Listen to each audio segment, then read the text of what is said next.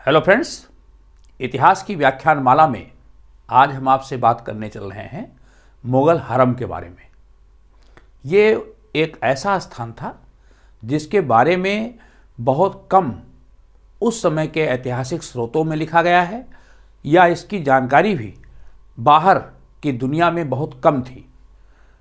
हरम किसे कहते हैं, हरम में क्या क्या गतिविधियां होती थी, और हरम की जो भीतरी दुनिया थी, मुग़ल बादशाहों के परिवार से संबंधित लोग जो हरम में रहते थे, वहाँ किस प्रकार के कुचक्र चलते थे, कैसी राजनीति होती थी, आपके सामने हम विस्तार से इसको नुमाया करने जा रहे हैं। आइए देखिए सबसे पहले कि हरम कहते किसको है। हरम जो शब्द है ये अरबी भाषा का शब्द है, अरबी भाषा का शब्द है, और इसका अर्थ है छिपा हुआ, वो स्थान जो सबके पहुंच से बाहर है, छिपा हुआ। फारसी भाषा में हरम को जब प्रयोग किया गया, अरबी से इसको जब पर्शियन में प्रयोग किया गया, तो हरम का अर्थ मुकद्दस या पवित्र स्थान, ऐसा स्थान जो बहुत पवित्र हो, बहुत मुकद्दस हो, जहाँ मुग़ल बादशाह की बेगमें, उनकी पत्नियाँ, उपपत्नियाँ, माँ, सौतेली माँ, धाय माँ, परिवार के लोग, उनकी बेटी, बहू, बहन, ये सब लोग रहते थे, उसको हरम कहते थे। जाहिर सी बात है, जब इतने परिवार के लोग रहते थे तो उनकी सेवा करने वाले नौकर चाकर भी रहते रहे होंगे, लेकिन हरम वो सुरक्षित स्थान था जहाँ चूँकि महिलाएं रहती थी, ये जनान खाना था, तो वहाँ पर जो काम करने वाले लोग थे, वो जो दास और दासियाँ थी, वो भी महिलाएं ही रखी जाती थी, या ख्वाजा सर रखे जाते थे। जो नौकर होते थे वो दास या दासियां, जो कि महिलाएं होती थी, या ख्वाजा सर, जिन्हें आज हम थर्ड जेंडर के रूप में जानते हैं। ठीक है, तो ये लोग रहते थे। पुरुषों का प्रवेश ये वर्जित होता था। यह स्थान, इसमें केवल बादशाह का प्रवेश होता था, या जो राजकुमार होते थे वो भी लगभग 16 वर्ष की आयु तक के राजकुमारों को हरम में स्थान दिया जाता था। शेष बड़े होने पर उनके महल अलग होते थे।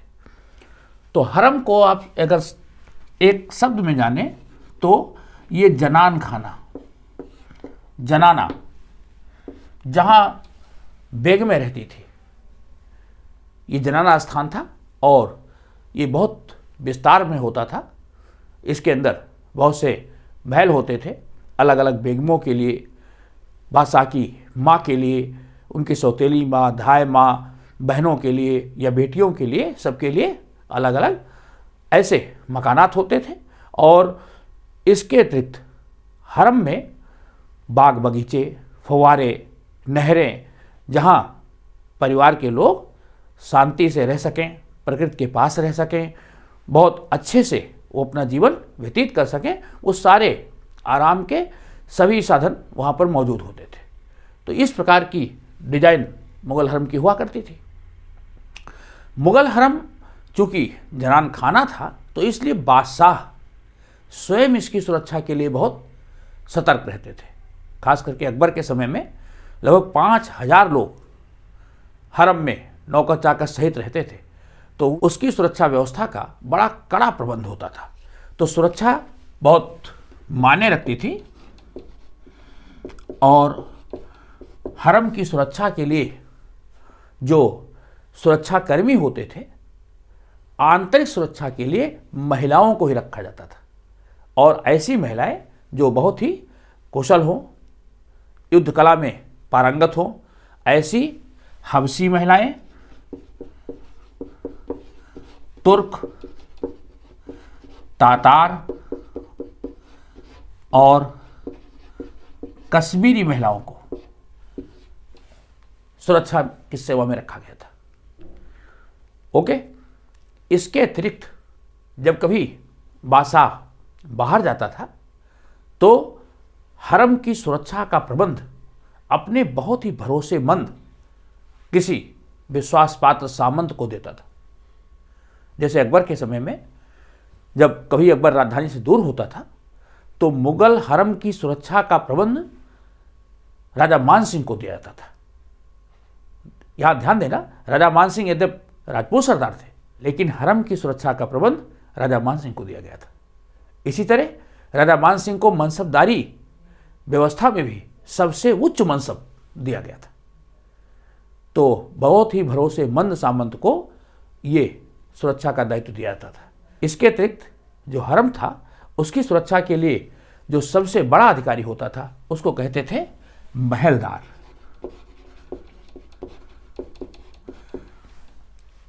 ये प्रायः ऐसी महिलाएं होती थी, महलदार के पद पर ऐसी महिला को ही रखा जाता था जो बहुत ही शारीरिक दृष्टि से सबल हो, अच्छी सेनापति हो, अच्छी योग्य हो, युद्ध की कला में प्रवीण हो। तो महलदार, बेग,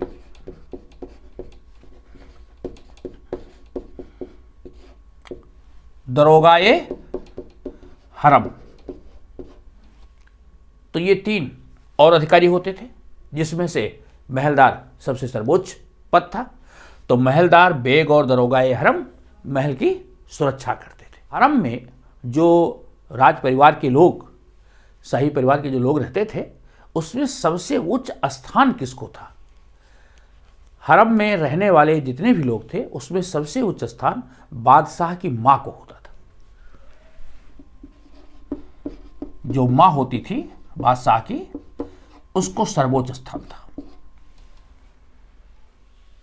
ओके, मां के बाद फिर जो सौतेली मां होती थी या जो बादशाह की बेग में होती थी, जैसे नूरजहां के समय में जब जहांगीर का समय था उस समय तक आते आते जो बेग में थी उनका स्थान प्रमुख हो गया। प्रारंभ में मां का स्थान सबसे सर्वप्रमुख होता था।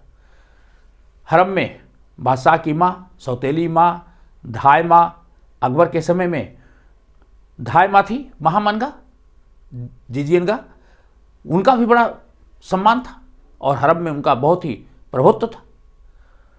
धाय मां या सौतेली मां वो होती थी जो किसी शाही राजकुमार के मां के ना रहने पर, मां के बिछोड़ने पर उस बच्चे का लालन पालन करती थी या उसको दूध पिलाती थी।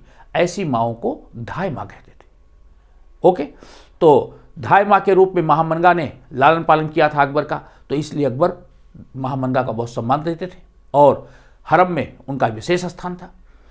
तो मां हुई, धाय मां हुई या सौतेली मां, इनका भी हरम में बहुत ही सम्मान था। फिर उसके बाद हरम में स्थान आता था बेगमों का।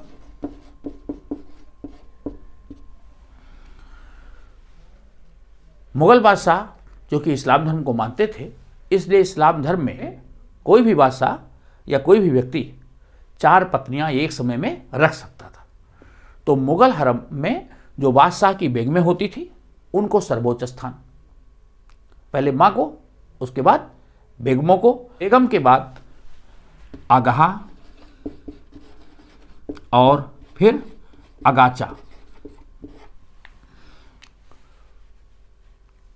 मुगल बादशाह बहुत सी पत्नियां रखते थे। 4 तो शादीशुदा पत्नियां होती थी जिनको कि बेगम कहा जाता था। कुछ ऐसी पत्नियां होती थी जो पत्नी के रूप में रहती थी लेकिन उनका सार्वजनिक रूप से विवाह नहीं होता था, वो उपपत्नी के रूप में रहती थी। उनको अगाहा और अगाचा के रूप में जानते थे। तो इन तीनों में क्या अंतर है इसको भी थोड़ा समझ लीजिए।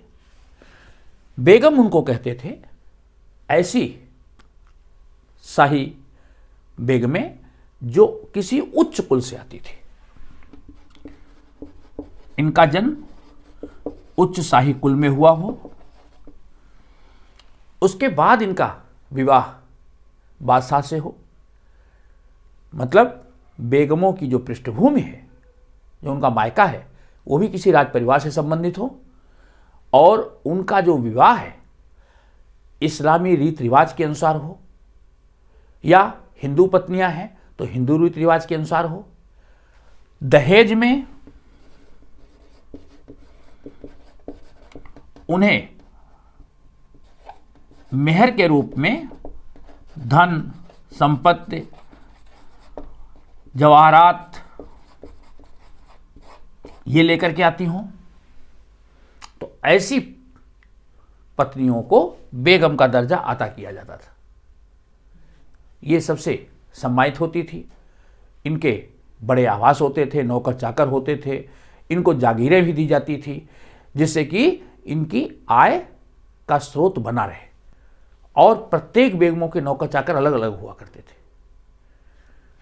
तो पहली शर्त है कि बेगम किसी उच्च कुल की होती थी और रीति रिवाज के साथ उसका विवाह बादशाह के साथ संपन्न होता था और मेहर या दहेज के रूप में वो काफी संपत्ति लेकर के भी आती थी।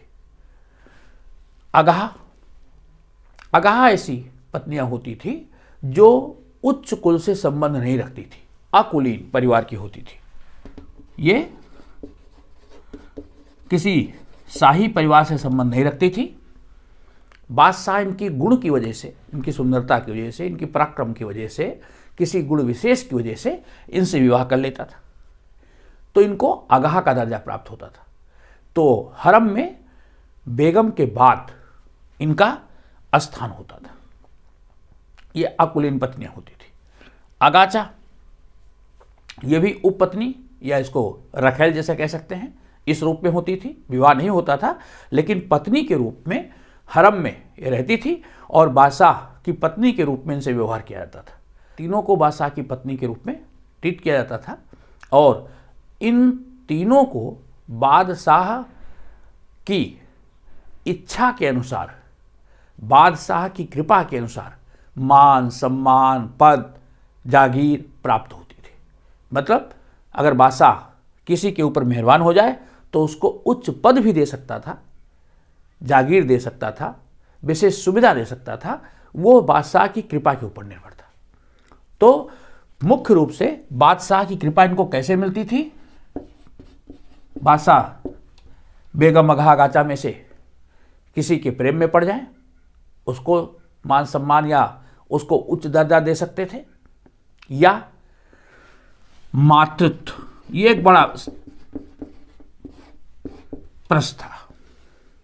बेगम अगाह अगाचा में से जो पहले बादशाह को उत्तराधिकारी देने में सफल हो जाती थी, संतान उत्पत्ति में जिसको पहले संतान प्राप्त हो जाती थी, उसका दर्जा हरम में अपने आप उच्च हो जाता था। उत्तराधिकारी एक बड़ा प्रश्न था। अगर किसी बेगम से पुत्र उत्पन्न हो गया तो उसका मान सम्मान दर्जा बढ़ जाता था, या किसी बेगम से पुत्र नहीं उत्पन्न हुआ, अगाह या अगाचा में से किसी को पुत्र उत्पन्न हो गया तो उसको भी बादशाह बेगम का दर्जा दे देता था। ओके, तो ये एक बहुत बड़ा प्रश्न था। मातृत्व के कारण या प्रेम के कारण हरम में अगाह और अगाचा को भी बेगम का पद मिल जाता था। हरम में जो ये महिलाएं रहती थी वहाँ इनकी खान पान, सुरक्षा, इनकी शिक्षा, मनोरंजन, इस सब का प्रबंध होता था। हरम एक बहुत विस्तृत परिसर होता था जहाँ पर इनके मनोरंजनात् की व्यवस्था भी होती थी। शाम को प्रायः नृत्य संगीत होता था।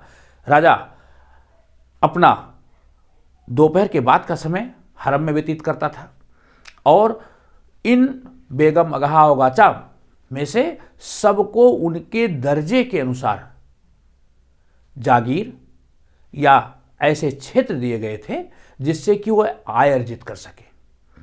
सबके मकानों की व्यवस्था भी अलग अलग होती थी।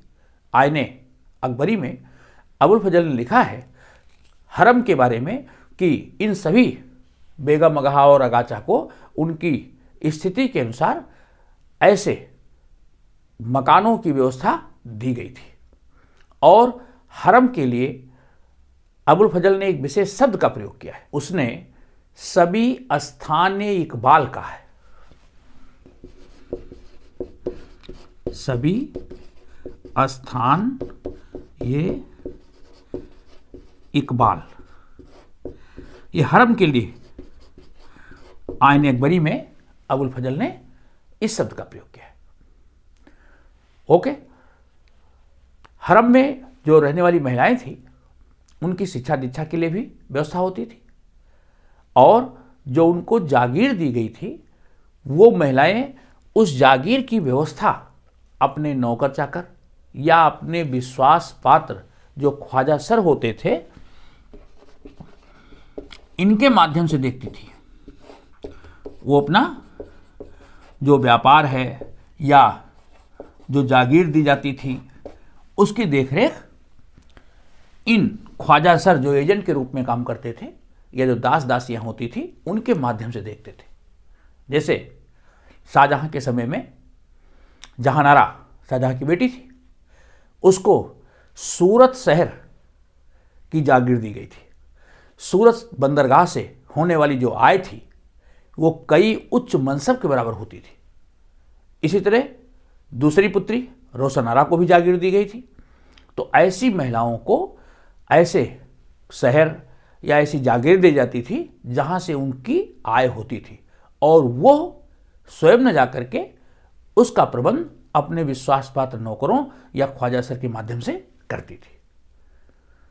मुस्लिम महिलाएं जो हरम में रहती थी, क्योंकि उनकी शिक्षा दीक्षा भी होती थी, ऐसी जो मुग़ल शहजादियाँ होती थी या जो परिवार के लोग होते थे उनकी तालीम का प्रबंध अच्छा किया जाता था।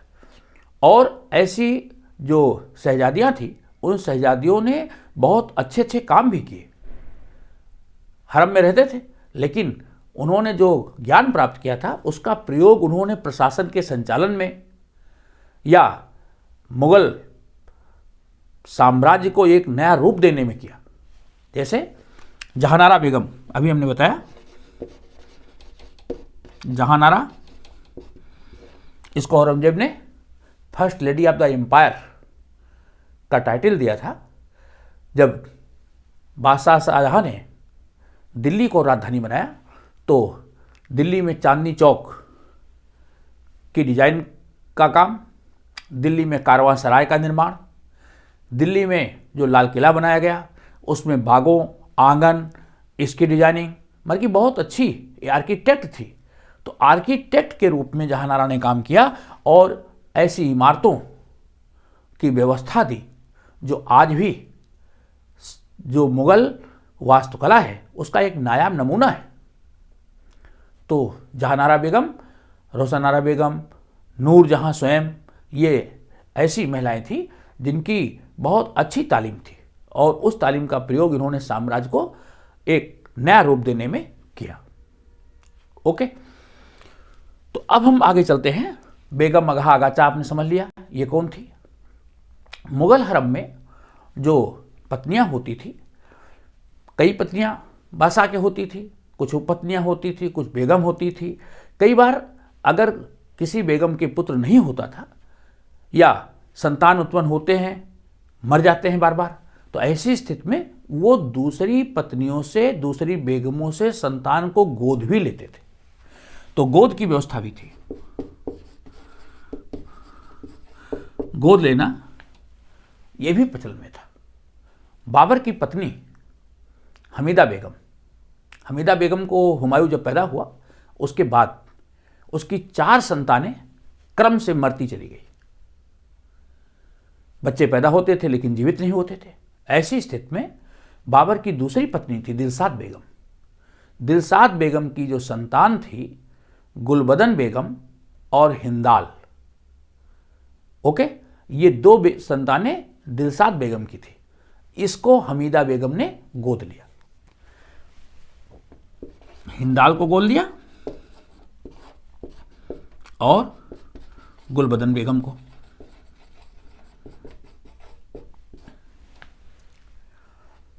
इसी तरह अकबर के समय जहांगीर का बेटा था खुर्रम, जो आगे चल के शाहजहां के नाम से जाना गया। खुर्रम को अकबर ने गोद लिया था।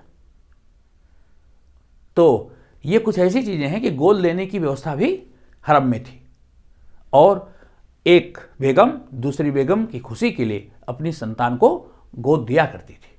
जहांगीर की पत्नी नूरजहां ने शुजा को गोद लिया था। शुजा भी नूरजहां का दत्तक पुत्र था। इसको नूरजहां ने गोद लिया था। शाहजहां के पुत्रों में से दारा शिकोह, औरंगजेब, शुजा और मुराद ये 4 थे। उसमें शुजा नूरजहां का दत्तक पुत्र था। ओके, अब हम आगे चलते हैं। ये जो इतने लोग रहते थे हरम में, उनके खाने पीने, वस्त्र आदि, इसकी सबकी व्यवस्था कैसे होती थी?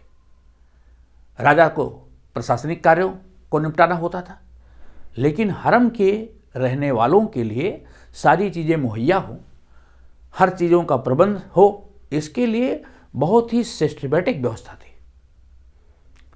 हरम की सुरक्षा आपने देख लिया, महलदार, बेग और दरोगाए हरम करते थे। अब घरेलू सामान, खाने पीने का सामान हरम में होता था बावर्ची खाना।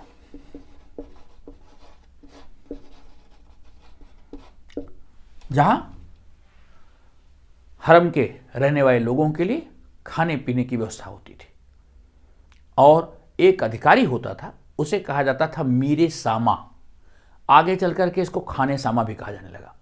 तो मीरे सामा जो होता था, मीर ए सामा, ये सारा प्रबंध देखता था। हरम की जरूरत के लिए सारे सामान की व्यवस्था करना, खाने पीने की व्यवस्था करना, हर प्रकार के मालो असबाब की व्यवस्था करना, ये सारा काम मेरे सामा का होता था। बावर्ची खाना में खाना बनता था। इसी तरह अकबर खाना होता था।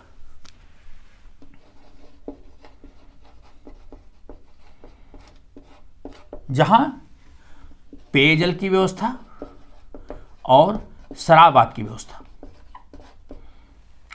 भाषा लोग शराब भी पीते थे। जहांगीर तो विशेष रूप से शराब का आदी था। तो पेयजल और शराब की व्यवस्था अकबर खाना एक अलग से विभाग था जो करता था। इसी तरह रोटियों की व्यवस्था करने वाला एक अलग विभाग था जो रोटियों की सप्लाई करता था। ब्रेड्स की सप्लाई करने का काम, उसका नाम था रितब खाना। बादशाह और हरम के लोगों के लिए फलाद की व्यवस्था करने का काम मायबा खाना। रितब खाना और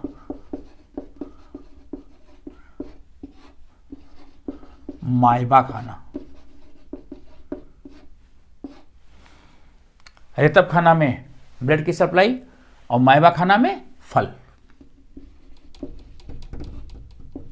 ये व्यवस्था होती थी। हरम में रहने वाली जो बेगमें होती थी, राज परिवार के लोग होते थे, उनके लिए शाही वस्त्र, आभूषण, जवाहरात, इन सब का प्रबंध शाही कारखाने में होता था। सारे उनके साजो सामान की व्यवस्था शाही कारखाने में कारीगर लोगों द्वारा होता था, और उसका जो अधीक्षक होता था शाही कारखाने का, दीवाने बयूतात, उसे कहते थे दीवान ए बयूतात। दीवाने बयूतात इसका प्रबंध देखता था। तो इस प्रकार मीर सामा, दीवाने बयूतात, या कभी कभी इसको नाजिम ए बयूतात भी कहते थे, चाहे बयूतात कहें चाहे नाजिम ए बयूतात। तो ये सब अधिकारी मुगल हरम के बेगमों और दूसरे लोगों की आवश्यकता की सारी वस्तुएं मुहैया कराते थे। इस तरह से मुगल हरम का संचालन होता था। अब जो ये जानकारी सब हम आपको दे रहे हैं, इस जानकारी का स्रोत एक तो अबुल फजल की आईन अकबरी है। जहांगीर ने अपनी पुस्तक, जो उसकी आत्मकथा है, तुजू के जहांगीरी में भी हरम के बारे में थोड़ा सा लिखा है। ज़्यादा जानकारी मुगल हरम के बारे में हमको मिलती है हुमायूंनामा पुस्तक से, जो कि गुलबदन बेगम द्वारा लिखी गई है। हुमायूंनामा है,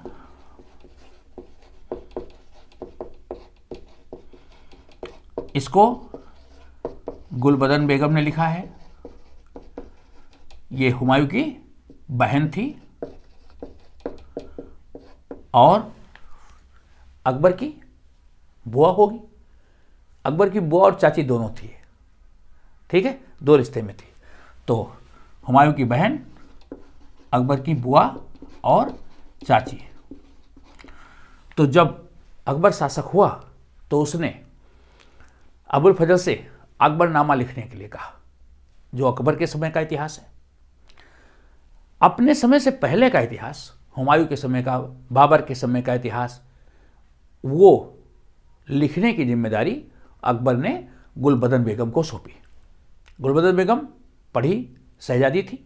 मैंने बताया कि शहजादियों की शिक्षा की व्यवस्था हरम में होती थी। तो गुलबदन बेगम तुर्की और फारसी धारा प्रवाह बोलती थी, बहुत अच्छी एक विद्वान महिला थी। तो उसने हुमायूं नामा पुस्तक लिखी पर्शियन में।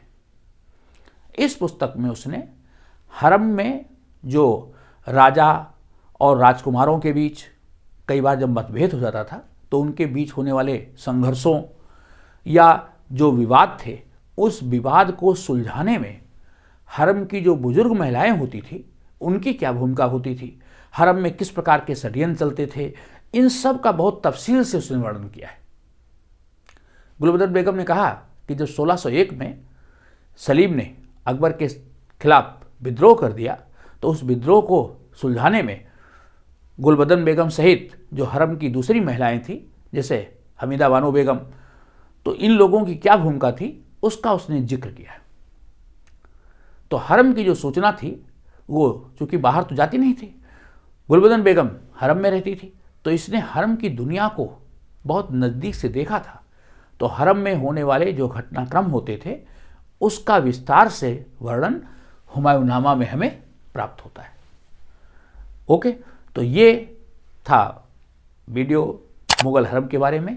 मित्रों, आपको वीडियो कैसा लगा? आप अपनी प्रतिक्रिया भी देंगे, चैनल को लाइक था सब्सक्राइब भी करते रहेंगे। धन्यवाद।